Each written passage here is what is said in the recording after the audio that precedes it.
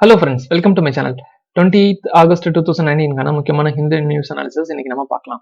So அதுக்கு முன்னாடி மறக்காம சேனலை சப்ஸ்கிரைப் பண்ணிருங்க, பெல் ஐக்கானை கிளிக் பண்ணுங்க, உங்க ஃப்ரெண்ட்ஸ் எல்லாத்துக்கும் ஷேர் பண்ணுங்க. First the democracy under siege. So பாத்தீங்கன்னா இந்த டெமோக்ரஸி அண்டர் சீஜ் அப்படிங்கும்போது என்ன சொல்லியிருக்காங்கன்னா, டெமோக்ரஸி ஒரு கூண்டு பறவையா மாறிட்டு இருக்கு, கொஞ்சம் கஷ்டப்பட்டுக்கிட்டு இருக்கு அப்படின்னு சொல்றாங்க. ஜென்ரலான ஆர்டிகல், பட் நம்ம ஒரு 5 பாயிண்ட் இதுல இருந்து எடுத்துக்கலாம். இதுல ஃபர்ஸ்ட் பாயிண்ட் என்னன்னு கேட்டீங்கன்னா, ஸோ இந்தியாவை பொறுத்த வரைக்கும் இப்போ பார்லிமெண்ட்ரி, ஜுடிஷியரி, எக்ஸிக்யூட்டிவ் அவங்க ரொம்ப ஸ்ட்ரெஸ்ல இருக்காங்க அப்படின்னு இந்த இடத்துல சொல்லியிருக்காங்க. ஸோ இதுல ஏதாச்சும் ஒரு தப்பு நடக்கிறதுக்கான பாசிபிலிட்டிஸ் இப்போ அதிகமா இருக்கு அப்படிங்கிறாங்க. ரெண்டாவது ஒண்ணு, ஸோ இந்தியாவை பொறுத்த வரைக்கும் இப்போ நியூ ஐடியா ஆஃப் சாவரனிட்டின்னு சொல்லிட்டு ஒன்று புதுசா வந்துகிட்டு இருக்கு. இந்த நியூ ஐடியா ஆஃப் சாவரனிட்டி கீழே இந்தியாவோட லிபர்ட்டி, ஈக்குவாலிட்டி, ஃபெட்டர்னிட்டி எல்லாமே செகண்ட் சப்சிடரியா மாறிட்டு இருக்கு அப்படின்னு சொல்றாங்க. அது என்ன new idea of sovereignty? Sovereignty என்ன? ஒரு இறையாண்மை. என்னை கட்டுப்படுத்த யாரும் இல்லை, நான் சுதந்திரத்தோட சந்தோஷமா ஒரு சில வரையறைக்கு உட்பட்டு நான் சந்தோஷமா இருப்பேன், என்னை யாராலையும் கண்ட்ரோல் பண்ண முடியாது அப்படிங்கறத சாவரனிட்டி. ஸோ இது எக்ஸ்டர்னல் அண்ட் இன்டர்னல்னு சொல்லுவோம்.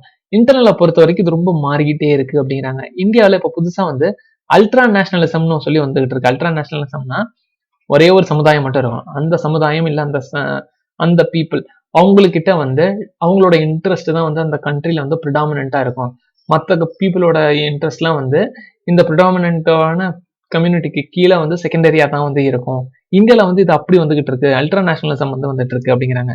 இதனால மைனாரிட்டிஸ் அண்ட் டவுன் ட்ரோடன் பீப்புள்ஸோட ரைட்ஸ் அண்ட் டிக்னிட்டிஸ் அஃபெக்ட் ஆகிட்டு இருக்கு அப்படின்னு சொல்றாங்க. ஸோ இதனால என்ன நடக்குது அப்படின்னா, ஜுடிஷியரியா இருக்கட்டும் சரி, லெஜிஸ்லேட்டிவா இருக்கட்டும் சரி, எக்ஸிக்யூட்டிவா இருக்கட்டும் சரி, இவங்களோட கடமைகளை சரியா செய்ய தவறுறாங்க அப்படின்னு சொல்றாங்க. தேர்ட் ஒன் என்ன சொல்றாங்கன்னா, இந்தியாவை பொறுத்த வரைக்கும் இப்போ ட்ரிபிள் தலாக்கு, அடுத்து ஆர்டிகல் 370 இந்த மாதிரியான ஒரு விஷயங்களுக்கு இப்போ ஃபோக்கஸ் பண்ணப்பட்டு இருக்காங்க. இது எல்லாமே ஒரு வித சமுதாய சார்பு உடையதாவே இருக்கு அப்படிங்கிறாங்க. ஏன் இந்தியால இப்போ ஆர்டிகல் 370 ட்ரிபிள் தலாக் தான் ரொம்ப பிரச்சனையா போயிட்டு இருக்குதா? ஏன் எக்கனாமிக் ஸ்லோடவுன் போகலையா? ஹேட் கிரைம்ஸ் போகிறது இல்லையா? பாப்புலேஷன் ரைஸ் உயர்ந்துகிட்டு இருக்கு இல்லையா? இல்ல அக்ரி அண்ட் டிஸ்ட்ரஸ் இதெல்லாம் நடந்துகிட்டு இருக்கு இல்லையா?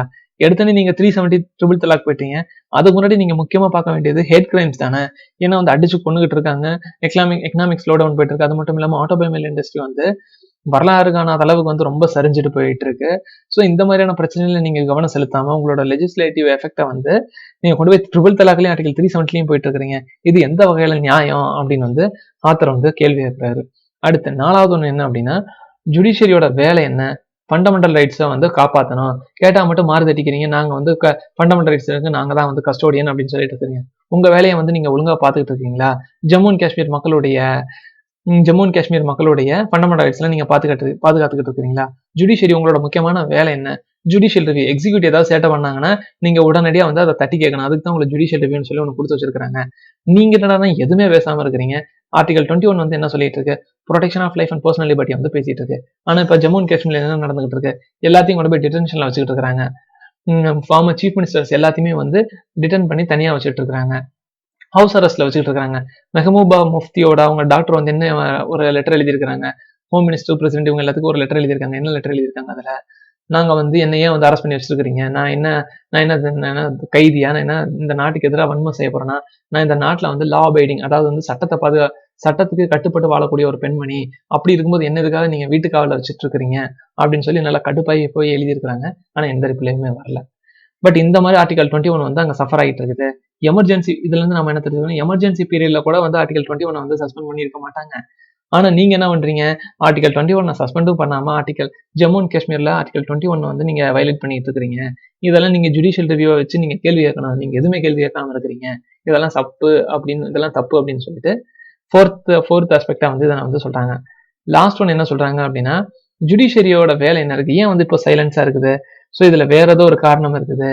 என்ன காரணம்னு சொல்லி ஆத்தர் சந்தேகப்படுறாரு அப்படின்னா, political and executive leaders and judiciary இவங்களுக்கு இருக்கக்கூடிய டிஸ்டன்ஸ் பாத்தீங்க அப்படின்னா இப்போ பிளர் ஆயிடுச்சு, சுருங்கி போச்சு. அதனாலதான் ஜுடிஷியரி சைலண்டா இருக்குது அப்படின்னு சொல்லி ஒரு வன்மமா சொல்றாரு. ஸோ வன்மமா சொல்ல நான் சும்மா சொல்லிட்டேன். பட் ஜுடிஷியரிக்கும் பொலிட்டிக்கல் எக்ஸிக்யூட்டிவ் இருக்கக்கூடிய அந்த டிஸ்டன்ஸ் இப்போ குறைஞ்சிக்கிட்டு இருக்கு அப்படின்னு இந்த ஆர்டிகல் சொல்லியிருக்காங்க. மொத்தம் 5 point. First point parliamentary, judiciary, executive இவங்க ஸ்ட்ரெஸ்ல இருக்காங்க. மூணாவது நியூ ஐடியா ஆஃப் சாவரனிட்டி வந்துருச்சு, அதாவது அல்ட்ரா நேஷனலிசம் வந்துருச்சு. இதனால டவுன் ட்ரோடன் பீப்புள்ஸும் சரி, மைனாரிட்டியும் சரி ரொம்ப சஃபர் ஆகிறாங்க. மூணாவது என்ன அப்படின்னா, ஆர்டிகல் 370 ட்ரிபிள் தலாக் தான் இப்ப அபாலிஷ் பண்றது முக்கியமான பிரச்சனையா? Hate crimes, slow down, population rise, அடுத்து அக்ரிமெண்டேஷன்ஸ். ஸோ இதெல்லாம் தான் இருக்கு, முக்கியமான பிரச்சனைகளா இருக்குன்னு 3வது பாயிண்ட். 4வது பாயிண்ட் அப்படின்னா ஜுடிஷியரியோட வேலை என்ன, ஜுடிஷியல் ரிவ்யூ வந்து பாக்குறது, அதை நீங்க சரியா பார்க்க மாட்டீங்க அப்படின்னு சொல்லி 4வதா சொல்றாங்க. ஏன் வந்து நீங்க பாக்குறது இல்லைன்னு கேட்டா 5வது பாயிண்ட் வந்து ஜுடிஷியரிக்கும் executive leaders and political leaders கூட இருக்கக்கூடிய அந்த டிஃபரன்சஸ் வந்து குறைஞ்சிக்கிட்டே இருக்கு அப்படின்னு வந்து சொல்றாங்க. இதுதான் வந்து இந்த ஆர்டிகல். ஸோ 3வது வந்து செகண்ட் ஆர்டிகல் வந்து பாத்தீங்கன்னா சிடிஎஸ் பத்தி, chief of the defence staff. So இந்த ஆர்டிகல் வந்து இதான் பேசிருக்காங்க. நம்ம ஆல்ரெடி வந்து இதை பார்த்துட்டோம். பட் இதுல இருந்து நம்ம என்ன பார்க்க போறோம் அப்படின்னா சீஃப் டிஃபென்ஸ் ஸ்டாஃபோட முக்கியமான ஒரு சில வேலை என்ன அப்படின்னு பாத்தீங்க அப்படின்னா இன்டர் சர்வீஸ் சினர்ஜியை வந்து இம்ப்ரூவ் பண்ணணும். 2வது வந்து என்னன்னு பாத்தீங்க அப்படின்னா டைம் பவுண்ட் இன்டகிரேஷன்ஸுக்கான ரோட் மேப் வந்து கொடுக்கணும். அடுத்து மினிஸ்ட்ரி ஆஃப் டிஃபென்ஸ் இருக்கக்கூடிய ஹெட் குவார்டர்ஸோட சீம்லெஸ்ஸா வந்து இன்டகிரேஷன் பண்றதை வந்து அட்டைன் பண்ணணும். அடுத்து assuming the operational responsibility for all tree service command and agencies, அதாவது ட்ரீ சர்வீஸோட ரெஸ்பான்சிபிலிட்டி இருக்கக்கூடிய எல்லா ஆபரேஷனல் ரெஸ்பான்சிபிலிட்டியும் வந்து இவங்க வந்து அசியூம் பண்ணிடணும். அடுத்து இன்டகிரேட்டட் பேட்டில் குரூப்ஸுக்கான வேரியஸ் கண்டிஜென்சிஸ் வந்திருக்கும் போது அதை கிரியேட் பண்ணி அதை வந்து ஸ்டேரிங் பண்ணி கொண்டு போகணும். இதுதான் வந்து சீஃப் ஆஃப் டிஃபென்ஸ் ஸ்டாஃபோட முக்கியமான பிரதானமான வேலைகளா வந்து இருக்கு அப்படின்னு வந்து சொல்றாங்க. நம்ம ஆல்ரெடி இதை நம்ம பார்த்துட்டோம். ஸோ இப்போ வந்து நாம என்ன பண்ண போறோம் அப்படின்னா இது வெறும் கொஸ்டின் அண்ட் சேலஞ்சஸ், இதுல பெரும்பாலும் ஒண்ணுமே இல்லை. பட் இவங்க என்ன பண்ண போறாங்க அப்படிங்கறத பத்தி எதுவுமே இதுல டிஸ்கஸ் பண்ணல. இதுல என்ன டிஸ்கஸ் பண்ணிருக்காங்கன்னா சீஃப் டிஃபென்ஸ் ஸ்டாஃப் பத்தி ஒரு சில கொஸ்டின்ஸ் வந்து கேட்டிருக்காங்க. இந்த கொஸ்டின்ஸ் பாருங்க, உங்களுக்கு புரியல அப்படின்னா கமெண்ட் பாக்ஸ்ல சொல்லுங்க, இது நாளைக்கு நல்லா டீப்பா எக்ஸ்பிளைன் பண்ணிடலாம். அடுத்து 3வது நியூஸ் வந்து என்னன்னு பாத்தீங்கன்னா reduce tension with Pakistan, Trump. அதாவது ட்ரம்ப்பும் நம்ம நரேந்திர மோடி அவர்களும் வந்து கிட்டத்தட்ட 1/2 மணி நேரம் வந்து நேற்று மண்டே வந்து பேசியிருக்கிறாங்க. அதுல என்ன பேசியிருக்காங்கன்னு கேட்டா ட்ரம்ப் வெள்ளை மாளிகையில இருந்து என்ன அறிக்கை வந்திருக்குன்னா the president conveyed the importance of reducing tensions between India and Pakistan and maintaining the peace in the region. The two leaders also discussed the way to strengthen the US-India economic ties through the increased trade. அதாவது என்ன சொல்லியிருக்காங்க, first வந்து இந்தியாவுக்கும் பாகிஸ்தான் இருக்கக்கூடிய டென்ஷன்ஸை வந்து குறைச்சிக்குங்க அப்படிங்கிறாங்க. அப்பதான் உங்க ரீஜன்ல வந்து அமைதி நிலவும். ஆல்ரெடி அமைதி நிலவிட்டு இருக்கு, மேற்கொண்டு பூகம்பத்தை கிளப்பி விட்டுறாதீங்க அப்படின்னு வந்து ட்ரம்ப் வந்து கேட்டுட்டு இருந்திருக்காரு. அது மட்டும் இல்லாம ட்ரேடை வந்து நம்ம உயர்த்துவதன் மூலியமா வந்து இந்தியாவுக்கும் பாகிஸ்தான் இருக்கக்கூடிய எக்கனாமிக் டைஸ் வந்து ஃபர்தரா வந்து ஸ்ட்ரென்தன் ஆகும் அப்படின்னு வந்து ட்ரம்ப் வந்து பேசியிருக்காரு. இந்த வெள்ளை மாளிகை அறிக்கை வந்து கொடுத்திருக்கு. இந்தியால இருந்து மோடி என்ன சொல்லியிருக்காருன்னா காஷ்மீர் எங்க பஞ்சாயத்தை அதை நாங்க பாத்துக்கோம், நீங்க உங்க வேலையை வந்து பாத்துக்குங்க. இந்த ரீஜன்ல இருக்கக்கூடிய ஒரு சில கண்ட்ரி வந்து என்ன பண்ணுது, தேவையில்லாம வந்து ஆன்டி இந்தியா வயலன்ஸை வந்து இன்சைட்மெண்ட் பண்ணி விடுது, அதாவது தூண்டி விட்டுட்டு இருக்கு. அந்த வேலையில யாராச்சும் சப்போர்ட் பண்ணணும்னு சொல்லி உங்கள்ட்ட வந்தாங்கன்னா தயவு செஞ்சு அவங்களுக்கு எந்த உதவியும் செய்யாதீங்க, அவங்களை போன்னு சொல்லி துரத்தி விட்டுருங்க அப்படின்னு சொல்லி பிரதமர் மோடி வந்து கேட்டுட்டு இருக்காரு ட்ரம்ப் கிட்ட. அதாவது பாகிஸ்தானை வந்து சொல்றாரு, ஏன்னா பாகிஸ்தான் தானே அமெரிக்காட்ட போகுது, சைனாவுக்கு போகுது, அங்கேயும் இங்கேயும் போய் வந்து எங்களுக்கு உதவி பண்ணுங்க, ஆர்டிகல் 370 வந்து கேன்சல் பண்ண சொல்லிட்டாங்க அப்படிங்கிற பில்டப்ஸ் எல்லாம் வந்து கொடுத்துட்டு இருக்காங்க இல்லையா. சோ அந்த மாதிரி யாராச்சும் உங்ககிட்ட வந்தாங்கன்னா நீங்க பேசாம போயிரு தம்பி அப்படின்னு மட்டும் நீங்க சொல்லிருங்கன்னு ட்ரம்ப் வந்து கேட்டுட்டு இருக்காரு. சோ வந்து ஃபர்தரா வந்து பார்க்கலாம். அடுத்து HC seeks the central response to plea seeking the same legal age for marriage. So இந்த நியூஸ்லாம் வந்து தேவையா, எதுக்காக இந்த நியூஸ்லாம் நம்ம கவர் பண்ணணும்னு நினைக்க வேண்டாம். ஸோ இந்த நியூஸ் வந்து எதுக்காக நம்ம யூஸ் பண்ணிக்கலாம் அப்படின்னா எஸ்ஏ டாபிக்ல வந்து கேட்கலாம். ஸோ சிம்பிளா என்ன சொல்லியிருக்காங்க, ஆண்களுக்கு திருமண வயது வந்து 21, பெண்களுக்கான திருமண வயது 18. ஏன் வந்து அதை நீங்க வந்து ஒன்னா வச்சிடக்கூடாது, பேசாம 18ன்னு வைங்க, இல்லாட்டினா 2 பேருக்குமே வந்து 21ன்னு வைங்க. எதுக்காக இப்படி வந்து தனித்தனியா பிரிச்சு வச்சிருக்கீங்க? நீங்க தனித்தனியா பிரிச்சு வச்சிருக்கிறதுனால டிஸ்கிரிமினேஷன்ஸ் வந்து இந்தியாவில் வந்து வந்துகிட்டு இருக்கு. ஆண்களுக்கும் பெண்களுக்கும் கூடிய டிஸ்கிரிமினேஷன்ஸ் வந்து அதிகமா இருக்கு. ஸோ லா கமிஷன் வந்து ஒரு சொல்லியிருக்கிறாங்க, இது என்ன மாதிரியான மீனிங்ல சொல்றாங்க அப்படிங்கிறது வந்து தெரியல. But simply contributes to the stereotypes that wife's must be younger then the husband. அதாவது என்ன சொல்றாங்க, இது ஒரு ஸ்டீரியோடைப் வந்து கிரியேட் பண்ணிக்கிட்டு இருக்கு. கணவர்களை விட மனைவியினுடைய வயது வந்து குறைவா இருக்கணும் அப்படின்னு வந்து சொல்றாங்க. ஏன் அக்காவா இருக்கணுங்கிறாங்க நினைக்கிறாங்களா, ஏன் அக்கா வயசுல இருக்கவங்களை கல்யாணம் பண்ணிக்கணும்னு சொல்றாங்களா அப்படின்னு வந்து தெரியல. சோ வந்து சிம்பிளா என்ன சொல்றாங்கன்னா, சோ ஆண்களோட வயதை வந்து 18 மாத்தணும், இல்லாட்டினா பெண்களோட வயதை வந்து 21 மாத்திரணும், அப்பதான் வந்து கரெக்டா இருக்கும். இல்ல அப்படின்னு இது வந்து ஒரு பேட்ரியாட்டிக்கல் ஸ்டீரியோடைப்ஸ் வந்து இந்தியாக்குள்ள வந்து கிரியேட் பண்ணிட்டு இருக்கு. இதுல வந்து எந்த விதமான சயின்டிபிக் பேக்கிங்கும் இல்ல. பெண்களோட வயதை 18 மாத்தினதுக்கு எந்த வித சயின்டிபிக் பேக்கிங்கும் இல்ல. சோ வந்து இது ஒரு பேட்ரியாட்டிக்கல் ஸ்டீரியோடைப் அப்படின்னு வந்து சொல்றாங்க. இதை வந்து டெல்லி ஹைகோர்ட்ல வந்து பிஜேபி வந்து பெட்டிஷன் ஃபைல் பண்ணாங்க. டெல்லி ஹைகோர்ட்டோட சீஃப் ஜஸ்டிஸ் DN பாட்டீல், அடுத்து justice C Hari Shankar. So இவங்க வந்து சென்ட்ரல் கவர்மெண்ட் வந்து கேள்வி எழுப்பியிருக்கிறாங்க. ஸோ இந்த வேர்ட்ஸை வந்து நீங்க GSல வந்து எழுதலாம். எப்போ அப்படின்னா சம்வாட் ஏதாவது ஒரு இம்பார்ட்டன்டான பாயிண்ட்ஸ், வேலிடான பாயிண்ட்ஸ் நீங்க மறந்துட்டீங்க அப்படின்னா ஸோ வந்து இந்த 21 வயதை மாத்தணும், இல்ல அப்படின்னா 18 வயதுக்குள்ள மாத்தணும் அப்படிங்கிறத வந்து நீங்க லாஸ்ட்ல வந்து கடைசியில கன்க்ளூஷன் எழுதுறதுக்கு முன்னாடி நீங்க எழுதுனா பெஸ்டா இருக்கும். அது மட்டும் இல்லாம எஸ்ஏ அப்படிங்கும் போது இதை வந்து நீங்க நல்லாவே எழுதலாம். விமன் இஷ்யூஸ் பத்தி நீங்க நல்லாவே எழுதலாம். ஸோ இதுதான் வந்து இந்த ஆர்டிகல்ல டிஸ்கஸ் பண்ணியிருக்காங்க. அடுத்து இந்த article, the India bids for UNSC seat loses speed. So India வந்து என்ன பண்ணிருச்சு அப்படின்னா வர என்ன சொல்லியிருக்காங்கன்னா, இந்தியா வந்து அவங்களுடைய ஸ்பீடை வந்து இப்போ குறைச்சிக்கிட்டு இருக்காங்க. யுஎன்சில வந்து இந்தியா வந்து ஒரு காலத்துல வந்து நாங்க போகணும், நாங்க பெர்மனன்ட் மெம்பரா மாறணும் அப்படின்னு சொல்லிட்டு வேகமா வந்து தம் கட்டி பேசிக்கிட்டு இருந்தாங்க. ஆனா இப்ப இந்தியா இப்ப என்ன ஆகி போச்சு அப்படின்னா அவங்களோட ஸ்பீடை வந்து குறைச்சிக்கிட்டாங்க. ஏன் யூஎன் செக்யூரிட்டி கவுன்சில்ல சேர்றதுக்கு பிடிக்கலையா? ஏன்னா இதுக்கு முன்னாடி இருந்தவங்க வந்து ரொம்ப தம் கட்டி வசனம் பிடிச்சி பேசிட்டு இருந்தாங்க. எங்களுக்கு பெரிய பொருளாதாரம் இருக்கு, நாங்க வந்து பாதுகாப்புல நல்லா இருக்கோம், மக்கள் தொகை அதிகமா இருக்கு, இந்தியா வந்து பல நாடுகள்ல வந்து இந்த பீஸ் கீப்பிங் ஃபோர்ஸை வந்து வச்சு நாங்க பேசிட்டு இருக்கோம், உலக அமைதிக்கு நாங்க இந்தியா வந்து உழைச்சிக்கிட்டு இருக்கோம், ஸோ இதெல்லாம் பண்ணிட்டு இருக்கோம், நாங்க ஏன் வந்து பெர்மனன்ட் மெம்பர்ஸா வந்து இருக்கக்கூடாது அப்படிங்கிற ஒரு கேள்வியில வந்து கேட்டுக்கிட்டு இருந்தாங்க. பட் இப்ப சமீப காலங்கள்ல இந்த 2 வருஷத்துல வந்து இந்தியா வந்து யூஎன் பெர்மனன்ட் செக்யூரிட்டி கவுன்சில்ல ஜாயின் பண்றதை பத்தி கொஞ்சம் கம்மி பண்ணிக்கிட்டு இருக்கு. இது ஏன் அப்படின்னு இந்த நியூஸ் அனாலிசிஸ் வந்து சொல்றாங்க. அதுக்கு காரணம் என்ன அப்படின்னா ஒரு 2 பேர்த்தோட ஸ்டேட்மெண்ட் வச்சு சொல்றாங்க. ஸோ G4 அப்படிங்கிறது என்ன அப்படின்னா பிரேசில், ஜெர்மனி, இந்தியா, ஜப்பான் இந்த 4 கண்ட்ரிஸ் வந்து இருப்பாங்க. இவங்க வந்து பெர்மனன்ட் மெம்பரா மாறணும்னு சொல்லி இவங்க வந்து போட்டி போட்டுக்கிட்டு இருக்காங்க. அதுக்கு பேர் தான் வந்து G4, Brazil, Germany, India and Japan. இதுவே காஃபி கிளப் அப்படின்னு சொல்லி ஒண்ணு இருக்கு. அந்த காஃபி கிளப்ல யார் இருப்பாங்க அப்படின்னா பாகிஸ்தான், இட்டாலி போன்ற நாடுகள் இருப்பாங்க. அதாவது இந்தியாவுக்கு எதிராக பாகிஸ்தான், ஜெர்மனிக்கு எதிராக வந்து இட்டாலி. ஸோ வந்து அவங்களுடைய வேலைகள் என்ன அப்படின்னா இந்த 4 கண்ட்ரிஸும் வந்து பெர்மனன்ட் சீட்டுக்குள்ள போயிடக்கூடாது அப்படிங்கிறத தடுக்கிறதுக்காகவே வந்திருக்கக்கூடியதான் வந்து இந்த காஃபி கிளப். ஸோ இப்போ என்ன போச்சு அப்படின்னா இந்த G4 சம்மிட்ல வந்து ஒரு மீட்டிங் நடந்துச்சு. அதுல இந்தியாவுக்கான பெர்மனன்ட் ரெப்ரஸன்டேட்டிவான சையத் அக்பருதீன் வந்து என்ன பேசியிருக்காரு அப்படின்னா 2014 என்ன பேசியிருக்காருன்னா நாம எல்லாமே பேசி தீர்த்துக்கலாம், வந்து ஓட்டிங் ப்ராசஸ், எலெக்ஷன் ப்ராசஸ் இது எல்லாத்துக்குமான கிரைட்டீரியாவை வந்து நம்ம வந்து டிஸ்கஸ் பண்ணலாம் அப்படின்னு வந்து சொல்லியிருக்காங்க. அதாவது முன்னாடி இருந்த டெம்போ வந்து இப்ப குறைஞ்சு போச்சு. ஏன் வந்து இப்படி பேசிட்டு இருக்கிறாங்க? முன்னாடி தம் கட்டி வேணும்னு சொன்னவங்க இப்ப என்ன அப்படின்னா பேசி தீர்த்துக்கலாம் அப்படிங்கிறாங்க. இது எந்த வகையில நியாயம்னு சொல்லி ஆத்தர் வந்து இந்த நியூஸ் அனாலிசிஸ் வந்து டிஸ்கஸ் பண்ணியிருக்காங்க. ஸோ சிம்பிள் என்ன அப்படின்னா இந்தியா வந்து அவங்களோட ஸ்பீடை வந்து யூஎன் செக்யூரிட்டி கவுன்சில்ல சேர வேண்டாம் அப்படிங்கிற மனோநிலையில வந்து இருக்காங்களோ அப்படிங்கிற சந்தேகத்தை வந்து இந்த ஆர்டிகல் வந்து எழுப்புதுங்கிறாங்க. அடுத்து இந்த DTC panel submits report.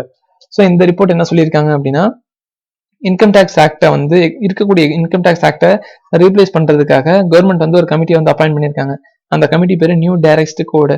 So இந்த கமிட்டி என்ன பண்ணும் அப்படின்னா இன்கம் டேக்ஸ் ஆக்டை வந்து ரீப்ளேஸ் பண்றதுக்காக வந்து இது கொண்டு வந்திருக்காங்க.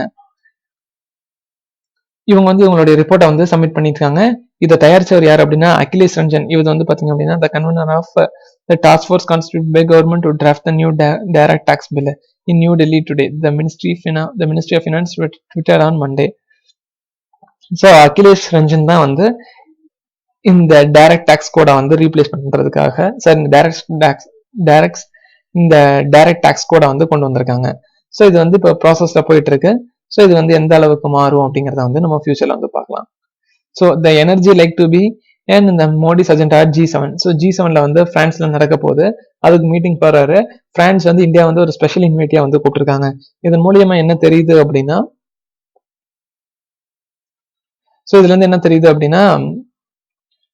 இந்தியாவுக்கும் பிரெஞ்சுக்கும் இருக்கக்கூடிய அந்த உறவுகள் வந்து மேலும் வந்து பலப்படுத்தப்பட்டு இருக்கு அப்படின்னு வந்து சொல்றாங்க. இந்த G7 சம்மிட்ல வந்து இந்தியா என்ன பண்ண போகுதுன்னு கேட்டா கிளைமேட் சேஞ்ச் பத்தி வந்து ஹைலைட் பண்றதாகவும், அடுத்து கவுண்டர் டெரரிஸ்ட வந்து ஹைலைட் பண்றதுக்காகவும், அடுத்து பார்ட்னர் கண்ட்ரிஸ் ஸோ இவங்களும் வந்து அவங்களுடைய இந்த மாதிரியான முக்கியமான விஷயங்களை வந்து பார்ட்னர் கண்ட்ரிஸோட வந்து டிஸ்கஸ் பண்ணலாம் அப்படின்னு வந்து வச்சிருக்காங்க. ஸோ முக்கியமா என்னது கிளைமேட் சேஞ்சு, அடுத்து கவுண்டர் டெரரிசம். ஸோ இந்த மாதிரியான விஷயங்களை வந்து பார்ட்னர் கண்ட்ரிஸோட டிஸ்கஸ் பண்ணலாம்னு சொல்லி மோடி வந்து கேட்டிருக்காரு. ஸோ மோடி யார் கூப்பிட்டுருக்காங்க இந்த ஸ்பெஷலா இன்வைட் பண்ணியிருக்காங்கன்னு கேட்டா பிரெஞ்சு வந்து கூப்பிட்டுருக்காங்க. So last new retirement age for central forces 60. So என்ன பண்ணிருக்காங்க அப்படின்னா ஹோம் மினிஸ்ட்ரி வந்து அவங்களோட சென்ட்ரல் ஆர்ம்டு போலீஸ் ஃபோர்ஸோட வயசை வந்து கிட்டத்தட்ட 60 மாத்திட்டாங்க. இதுக்கு முன்னாடி வந்து 57 அப்படின்னு இருந்துச்சு. அதாவது யாருக்கு 57 அப்படின்னு இருந்துச்சு அப்படின்னா constable to commandant retire. So constable இருந்து கமாண்டன்ட் வந்து ரிட்டையர் ஆகணும் அப்படின்னா 57 வயசுல வந்து ரிட்டையர் ஆகி போயிருவாங்க. ஆனா ஒரு சில பேர் வந்து 60 வரைக்கும் இருக்காங்க. யார் அப்படின்னு கேட்டா சென்ட்ரல் இண்டஸ்ட்ரியல் செக்யூரிட்டி ஃபோர்ஸ், அடுத்து அசாம் ரைபிள்ஸ். ஸோ இவங்களாம் எப்ப ரிட்டையர் ஆவாங்க அப்படின்னா 60 வயசுல தான் வந்து ரிட்டையர் ஆவாங்க. ஆனா என்ன ஆச்சு அப்படின்னா மத்த 4 ஃபோர்ஸஸ் இருக்கு பாத்தீங்களா, சிஆர்பிஎஃப், பிஎஸ்எஃப், ஐடிபிபி, அடுத்து வந்து பாத்தீங்க அப்படின்னா பால். ஸோ இது எல்லாமே வந்து கான்ஸ்டபிள் அண்ட் கமாண்டன்ட் ரிட்டையர் வந்து கிட்டத்தட்ட 57 ஏஜா வந்து டிட்டர்மைன் பண்ணி வச்சிருந்தாங்க. இப்போ இந்த 57 மாத்திட்டு 60 மாத்திருக்காங்க. ஏன் மாத்திருக்காங்கன்னு கேட்டா ஹைகோர்ட் வந்து கிட்டத்தட்ட 60 வயசுன்னு மாத்திருச்சு. மறுபடியும் இதை எதிர்த்து வந்து சுப்ரீம் கோர்ட்ல வந்து வழக்கு தொடுத்துச்சு சென்ட்ரல் கவர்மெண்ட் அதெல்லாம் பண்ண முடியாது, 60 வயசுல இருந்துட்டு போகட்டும் அப்படின்ட்டாங்க. ஸோ இன்னையில இருந்து சென்ட்ரல் ஆர்ம்டு போலீஸ் ஃபோர்ஸோட வயசு வந்து என்ன அப்படின்னா எப்ப ரிட்டையர்மெண்ட் ஆவாங்கன்னு கேட்டா 60 வயசுல தான் வந்து ரிட்டையர் ஆவாங்க. அதுக்கு முன்னாடி ரிட்டையர் ஆகணும்னு நினைச்சாங்க அப்படின்னா அவங்க ரிட்டையர் ஆக முடியாது. வாலண்டரி ரிட்டையர்மெண்ட் தான் வந்து வாங்குற மாதிரி இருக்கும் அப்படின்னு வந்து சொல்லிட்டாங்க.